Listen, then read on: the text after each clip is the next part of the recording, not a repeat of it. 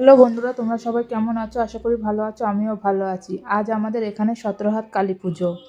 তো পায়রা উৎসর্গ করার নিয়ম ছিল, মানসিক ছিল, তার জন্য পায়রা উৎসর্গ করা হচ্ছে। প্রথমেই ঠাকুরমশাইকে আমরা পায়রা দিয়ে দিলাম। ঠাকুরমশাই নাম গোত্র দিয়ে পায়রার কপালে সিঁদুর পরিয়ে দেবে। আমরাও বাড়ির থেকে পরিয়ে নিয়ে গিয়েছিলাম। এখন এখানকার নিয়ম হচ্ছে পায়রাগুলো উড়িয়ে দেবে, কালী মায়ের কাঁধে গিয়ে বসবে পায়রাগুলো।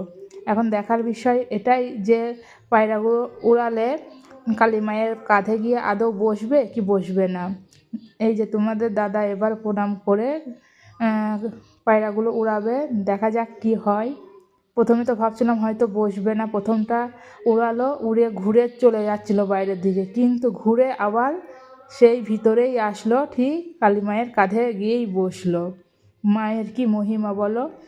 তো খুব ভালো লাগলো।